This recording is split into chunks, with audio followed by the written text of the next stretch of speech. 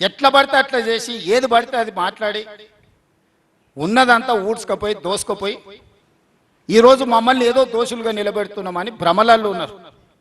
ఎవరంత అమాయకులు లేరు. ఏ ఊరికి ఆ ఊరికి తెలిసి ఆ ఊరిలో పని ఏమైతే ఇప్పుడు కొల్లాపూర్ పోయినాం. చిన్న పిల్లగాన్ని అడిగినా చెప్తుండే ఏం జరిగిందో. వనపర్తి ఏరియాకు పోయినాం, నాగర్ కర్నూలు ఏరియాకు వచ్చినాం, ఇప్పుడు దేవరకద్ర ప్రాంతానికి వచ్చినాం, రేపు జడ్చర్లకు పోతాం. లోకల్గా ఉన్న వాళ్ళకి అర్థమవుతుంది కదా ఈయన ఏం చేసిండు, ఏం చేయలేదు, నిధులు ఇచ్చిండా ఇయ్యలేదా.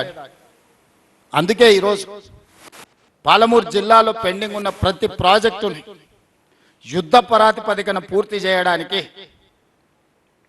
అవసరమైన నిధులను ఏర్పాటు చేసుకోవడానికి సేకరించడానికి ఒక పక్కా కార్యాచరణ కోసం క్షేత్రస్థాయిలో పర్యటన చేస్తున్నాము. ఎక్కడైనా అధికారులు ఏదైనా విషయాలలో అటు ఇటుగా చెప్తే కూడా దాన్ని అర్థం చేసుకోవడం కోసం ప్రతిదీ ఈరోజు తిరిగి చూసుకుంటూ వచ్చి ఈ జిల్లాకు 26 లక్షల ఎకరాల నీళ్లు ఇవ్వడానికి అవసరమైన పనులను నిధులను సంపూర్ణంగా సమకూర్చడానికి ఈ 2 రోజులు పని చేసినాము. ఈ 2 రోజులు తిరుగుతున్నాం. రాబోయే రోజుల్లో ఇంకా వేగంగా భూసేకరణ చేస్తాం, పనులను చేస్తాం, అవసరమైన నిధులను విడుదల చేస్తాం. మీడియా మిత్రులకు కూడా నా సూచన, భూసేకరణ విషయంలో మీరు దయచేసి సహకరించండి.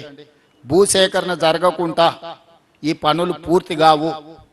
భూసేకరణకు సంబంధించి రూపాయి ఎక్కువైనా ఇచ్చి వాళ్ళ సమస్యలను పరిష్కరించే పని మీద ఉన్నాము. అందుకే నిన్న మొదటి ప్రాధాన్యత కింద భూసేకరణకే మొట్టమొదటి నిధులన్నీ విడుదల చేస్తున్నాం. ఇంకొక 4000 ఎకరాల భూమి సేకరణ చేసేది ఉంది. ఈ 4000 ఎకరాల భూసేకరణలో మీడియా మిత్రులుగా మీరు సహకరించండి. ఈ రోజు మనం ఈ పనులు చేసుకోకపోతే ఇంకెప్పటికీ చేసుకోలేము. ఈరోజు మన చేతులనే అధికారం ఉండి మనమే నిర్ణయాలు తీసుకోగలిగి ఉండి మనమే నిధులను తెచ్చుకోగలిగి ఉన్నప్పుడు కూడా మనం ఈ పనులను పూర్తి చేసుకోకపోతే చరిత్ర మనల్ని క్షమించదు. నేను సంపూర్ణంగా కట్టుబడి ఉన్నా ఈ జిల్లా ప్రాజెక్టులను అన్నిటిని పూర్తి చేయడమే కాకుండా ఈరోజు ప్రాజెక్టులు కట్టుకుంటే సరిపోదు, నీళ్లు నింపడానికి రిజర్వాయర్లు కూడా ఉండాలి. జూరాల 17.84 టీఎంసీల కెపాసిటీ ఉంటే ఈరోజు జూరాలలో నీటి నిల్వ 9 టీఎంసీ, దాదాపుగా 8.5-9 టీఎంసీలు ఆడ లేనేలేదు. మనం ఆ పక్కన గూడెం తోటిలో 15 టీఎంసీలు రిజర్వాయర్లో నీళ్లు నింపుకుంటే జూరాలలో నీళ్లు లేనప్పుడు దాని కింద ఆయకట్టుకు అవసరమైతే ఇక్కడ నుంచి అక్కడ మళ్ళీ నీళ్లు విడుదల చేసుకోవడానికి అవకాశం ఉంది. తుమ్మిల పూర్తి చేసుకుంటే అక్కడ రిజర్వాయర్ లేదు. రాబోయే రోజుల్లో ఎక్కడికక్కడ ఎక్కడ అవకాశం ఉన్నా తక్కువ భూసేకరణ ఎక్కువ నీళ్లు నిల్వ చేసుకోవడానికి అవకాశం ఉందో ఆ పనులన్నీ పూర్తి చేసుకుంటాం. కర్ణాటక రాష్ట్రం బ్రిడ్జ్ కమ్ బ్యారేజీలు కట్టి కృష్ణా మీద భీమా మీద చిన్న చిన్న బ్రిడ్జ్ కమ్ బ్యారేజీలు కట్టుకుంటే దాదాపుగా వాళ్ళు ఒక 100 టీఎంసీల నీళ్లు నిలబెట్టుకునే పరిస్థితి వచ్చింది. నిన్న మిత్రుడు సిఆర్ గారు మేము కర్ణాటక మంత్రి భోజరాజ్ గారిని అందరినీ తీసుకొని ఈ సరిహద్దు మనకు కర్ణాటకకు ఈ బ్రిడ్జ్ కమ్ బ్యారేజీలు కట్టుకుంటే మనకు నీళ్లు నింపుకోవడమే కాకుండా గ్రౌండ్ వాటర్ పెరుగుతుంది.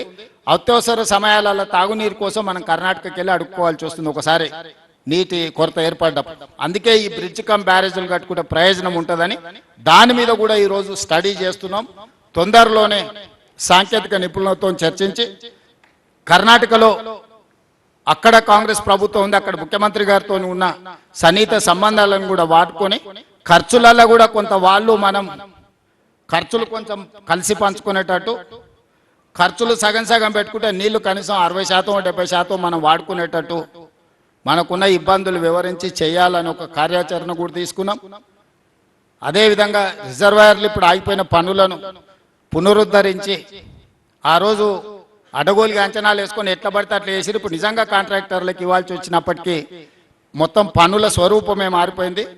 అందుకే పనుల ఈరోజు వాస్తవ పరిస్థితులు ఏ విధంగా ఉన్నాయో దాని ప్రకారం అంచనాలు తయారు చేసుకొని వీటన్నిటిని కూడా పూర్తి చేయడానికి ఈరోజు కార్యాచరణ తీసుకున్నాం. మీరందరూ కూడా సహకరించి మన జిల్లాను మనం అభివృద్ధి చేసుకుందాము. ఇంత మంచి అవకాశం మళ్ళీ మనకు రాదు.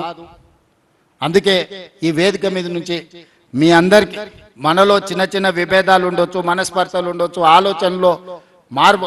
ఆలోచన విధానంలో వేరు ఉండొచ్చు, కానీ జిల్లా అభివృద్ధి విషయంలో మనందరం ఒక్కటిగా ఉండాలి. దయచేసి బీఆర్ఎస్ నాయకులకు నాయకులు అని చెప్పుకునే వాళ్ళందరికీ నా సూచన ఒక్కటే, మీరు ఏం సాయం చేయొద్దా, మీరు మాట్లాడుకుంటుంటే చాలు. మీరు చేయగలిగిన పెద్ద సాయం కేసీఆర్కు ఊడిగడం చేయడం ఆపురు. ఆఖరి 6 నెలలు ఎన్నికలు వచ్చినప్పుడు చూద్దాం ఎవరు ఎట్లుంటారో, ఎవరు ఏమవుతారో, జిల్లా ఎవరి పక్షాన నిలబడుతుందో, ఇక్కడ రైతులు ఎవరితో ఉంటారో, విద్యార్థులు ఎవరితో ఉంటారో, ఈ జిల్లా ఎవరికి అండగా నిలబడుతో ఆ రోజు తేలుద్దాం. ఓ 2 సంవత్సరాలు కొంచెం మర్యాదగా ఉండడం నేర్చుకోండి అని చెప్పి ఏది పడితే అది మాట్లాడి పనులు జరగకుండా, భూసేకరణ జరగకుండా కాళ్ళలో కట్టెబెట్టే పనులను జిల్లా బీఆర్ఎస్ నాయకులు చేయొద్దని ఈ వేదిక మీద నుంచి వాళ్ళందరికీ నేను విజ్ఞప్తి చేస్తున్నా.